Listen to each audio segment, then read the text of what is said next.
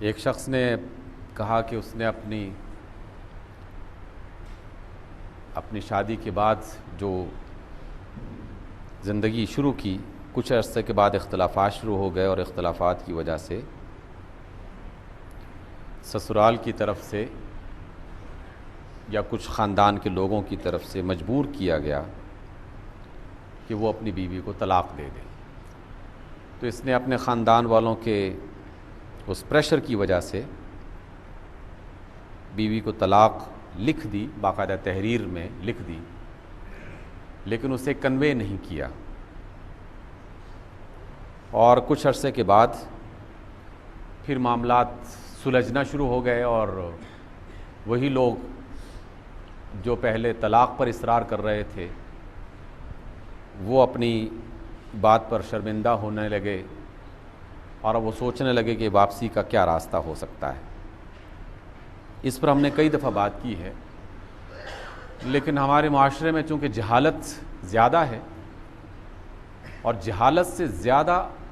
جاہلیت ہے، جس پر میں اکثر بات کرتا رہتا ہوں۔ جہالت کا معنی ہے ناواقفیت، ایک شخص مسئلے کو جانتا نہیں ہے، اس کی وجہ سے اس نے کوئی غلط قدم اٹھا لیا۔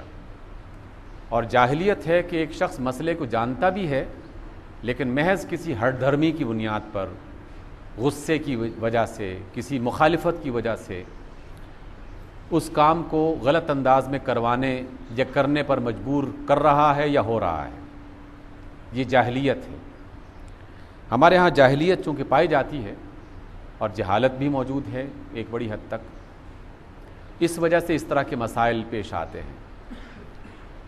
اور میرا خیال یہ ہے کہ نکاح اور طلاق کے مسائل جب کسی بھی گھرانے میں نوجوان بلوغت کی عمر میں پہنچ جائیں تو اسی وقت ہی انہیں کسی نہ کسی انداز میں مختلف مجالس میں سمجھانے کا عمل شروع ہو جانا چاہیے کہ نکاح کے یہ مسائل ہیں، طلاق کے یہ مسائل ہیں، شریعت کے احکام نکاح کے حوالے سے یہ ہیں اور طلاق کے حوالے سے یہ ہیں۔ انسانی زندگی میں یہ واقعات ہوتے رہتے ہیں چونکہ، اور لازماً ہونے ہیں کسی نہ کسی انداز میں، تو اس لیے کسی بھی فرد کو کسی جہالت کی بنا پر، نادانی کی بنا پر، یا کوئی شخص اپنی جاہلیت کی وجہ سے اسے غلط قدم پہ مجبور نہ کر دے۔ اس لیے پہلی بات تو میں آپ کی خدمت میں یہ پیش کرنا چاہتا ہوں کہ نکاح اور طلاق کے مسائل جو ہیں ان کو اپنے گھروں میں کسی نہ کسی انداز میں کوئی آپ کتابچہ لے کے رکھ دیں۔ گھر میں بیٹیاں ہیں پڑھ لیں گی، بیٹے ہیں پڑھ لیں گے، کبھی مجلس میں بات ہو رہی ہے گھر میں، کوئی کسی ایسا کوئی واقعہ بنا کے، بیس بنا کے اس پر ہلکی سی ڈسکشن کر لی جائے۔ تعلیم اور تربیت کا ایک انداز گھر میں چلتا رہنا چاہیے تاکہ بنیادی مسائل سے لوگ واقفیت حاصل کر لیں اور کوئی ایسی بڑی غلطی نہ کر بیٹھیں جس کی وجہ سے بعد میں پھر وہ ایسے جاہل جو ہے نا وہ لوگوں کے ہتھے چڑھ جائیں جو انہیں جس طریقے سے چاہیں ان کے ساتھ کھیلنا وہ شروع کر دیں۔ اس لیے اس حوالے سے میں طلاق کا جو آپ کے سامنے مسئلہ رکھنا چاہتا ہوں وہ یہ کہ اللہ اور اس کے رسول صلی اللہ علیہ وسلم نے تو بڑے واضح انداز میں اس کے احکامات بتائے ہیں۔ پہلا مرحلہ کیا ہونا چاہیے؟ پہلا مرحلہ اختلاف کا، میاں بیوی آپس میں مل کر ایک دوسرے کو سمجھانے کی کوشش کریں۔ ہمیشہ اپنے بچوں کو یہ بات سمجھائی جاتی رہے مسلسل کہ اگر کبھی زندگی میں اس طرح کی کوئی بات پیش آ جائے تو اس کے حل کے یہ باقاعدہ طریقے ہیں اور اس کو اس طریقے سے درجہ بندی میں آگے بڑھانا چاہیے، گریجولی ان اقدامات کو اٹھانا چاہیے۔ پہلا کام یہ ہے کہ میاں بیوی آپس میں مل کر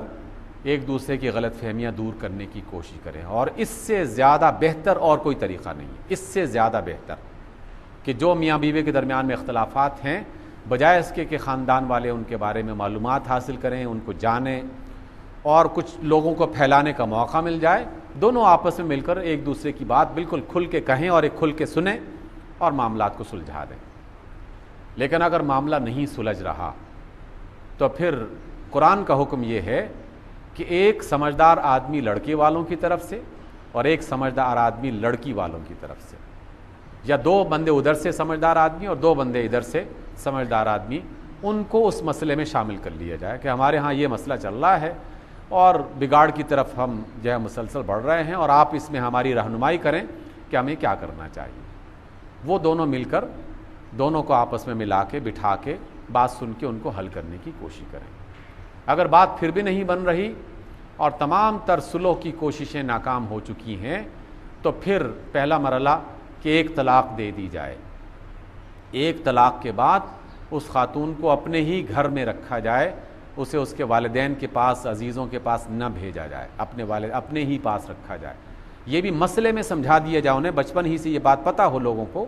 کہ طلاق کے بعد مطلب یہ نہیں کہ گھر سے نکال دینا، اس کو سامان باہر پھینک دینا ہے، بے عزتی کر دینی ہے، مار دھاڑ شروع کر دینی ہے۔ طلاق کا قطعی طور پر یہ مطلب نہیں ہے۔ پہلی طلاق ہی در حقیقت اس مسئلے کو ایک بہت ہی شدت کے مرحلے میں جب وہ داخل ہو گیا ہے تو حل کرنے کا ایک چھوٹا سا جھٹکا ہے، تاکہ اب طلاق کے بعد دونوں میاں بیوی اب غور کریں گے کہ کیا واقعی اس کے بعد بھی ہم علیحدہ ہونا چاہیے ہمیں کہ نہیں ہونا چاہیے۔ بعض اوقات بات چیت سے بات سمجھ نہیں رہی ہوتی، لیکن جب کوئی جھٹکا لگتا ہے، مصیبت نازل ہوتی ہے تو پھر وہ سوچنے پر مجبور ہوتے ہیں،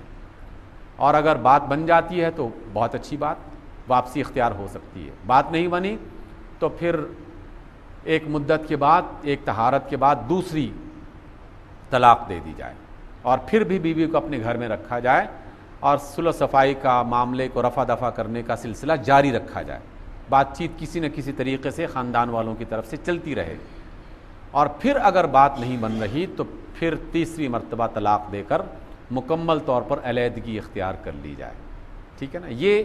شریعت کا حکم ہے طلاق کے حوالے سے۔ اس سے جو بھی خلاف ورزی کرے گا یقیناً وہ گناہ گار ہوگا۔ جہاں تک انصاف کا مسئلہ ہے تو ان کو میں نے انفرادی طور پر بھی، لیکن انہوں نے کہا کہ اگر سب کے بھلائی کے لیے فائدہ ہو اس میں بتا دیا جائے کہ اس نے اگر خاندان کے کچھ لوگوں کے جبر کی بنیاد پر، اصرار کی وجہ سے طلاق لکھ دی ہے تو اس کا فیصلہ اس کی نیت پر ہوگا۔ اس کی نیت کیا تھی؟ اس کی نیت 3 طلاق کے دینے کی تھی یا اس کی نیت 1 طلاق کے دینے کی تھی؟ اور اگر وہ شخص یہ سمجھتا ہے کہ میرا طلاق دینے کا ارادہ تھا ہی نہیں، تو خود بخود یہ بات کنفرم ہو رہی ہے کہ اس کے خاندان والے اسے جو مجبور کر رہے ہیں، اور ان مجبوری کی وجہ سے وہ اگر طلاق دے رہا تو وہ ایک ہی طلاق ہونی چاہیے، ایک ہی طلاق ہونی چاہیے، کیونکہ اس کی نیت طلاق دینے کی تھی نہیں، وہ تو مجبوراً یہ کام کر رہا ہے۔ تو مجبوراً اگر کوئی شخص طلاق دے رہا ہے، نیت بھی اگر اس کی یہ تھی کہ میں 1 طلاق دے رہا ہوں تاکہ یہ پریشر کسی نہ کسی طریقے سے ریلیز ہو جائے، تو اس نے اس طلاق کے موقع پر چاہے وہ لفظ 3 مرتبہ لکھے ہوں یا 4 مرتبہ لکھے ہوں یا 10 بار لکھے ہوں، وہ ایک ہی طلاق شمار ہوگی، کیونکہ اس کا عمل اس کے لفظوں کی تعداد کی بنیاد پر نہیں بلکہ اس کے ارادے کی وجہ سے سمجھا جائے گا کہ اس کا ارادہ کیا تھا، اور اس میں ارادہ جو ہے وہ اس کے اور اس کے اللہ کے درمیان میں ہے، وہ جانتا ہے اور اس کا رب جانتا ہے کہ اس کا ارادہ کیا تھا۔ اس لیے اس کی 1 طلاق ہوگی، اور اس کی بنیاد پر وہ آپس میں اگر صلح کرنا چاہیں تو عدت کے دوران وہ صلح کر سکتے ہیں بغیر نکاح کے، اور اس عدت کے بعد، مدت کے بعد اگر وہ دوبارہ ملنا چاہیں تو نکاح کے ذریعے سے دوبارہ آپس میں مل سکتے ہیں۔ لیکن یہ بات میں دہرا دیتا ہوں کہ طلاق کے اور نکاح کے مسائل کوئی نہ کوئی ایک اچھا سا کتابچہ گھر میں، کتاب، معلومات، رسائل، اس کا گھر میں ہونا لازمی ہے تاکہ بچے اس کا مطالعہ کسی نہ کسی انداز میں کرتے رہیں اور معلومات ان تک پہنچ جائیں۔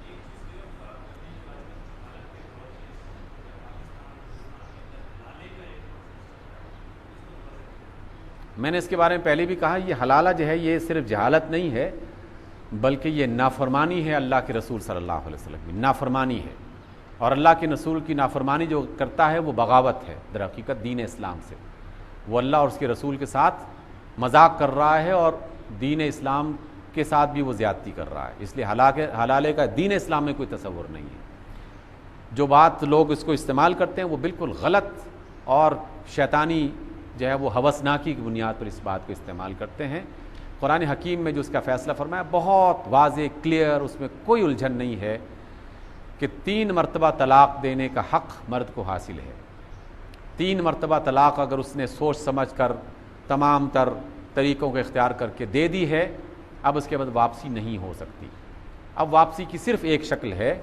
کہ اگر اس خاتون کی کہیں اور شادی ہو جاتی ہے اور بغیر کسی شرط کے وہ شادی ہوتی ہے، پھر کسی وجہ سے وہاں طلاق ہو جاتی ہے، کسی وجہ سے، یہ نہیں کہ آپ نکاح کے موقع پر یہ شرط لکھوا دیں کہ آپ نے نکاح کرنا ہے اور پھر صرف نکاح کے فوراً بعد طلاق دے دینی ہے۔ مشروط نکاح اس طرح سے ہوتا نہیں ہے،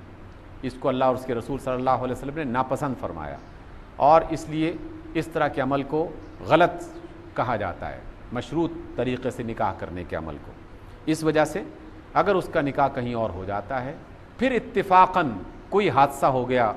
خامند کا انتقال ہو گیا، باہمی ناچاکی ہو گئی، کوئی الگ ہو گئے معاملہ، اور وہ خاتون اپنے پہلے خاوند کے ساتھ نکاح کرنا چاہے تو وہ کر سکتی ہے۔ لیکن مشروط نکاح کروا کے کہا جائے کہ تم نے طلاق دے دینی ہے، طلاق دینے کے بعد میں دوبارہ شادی جو ہے وہ کروانے کا بندوبست کر دوں گا،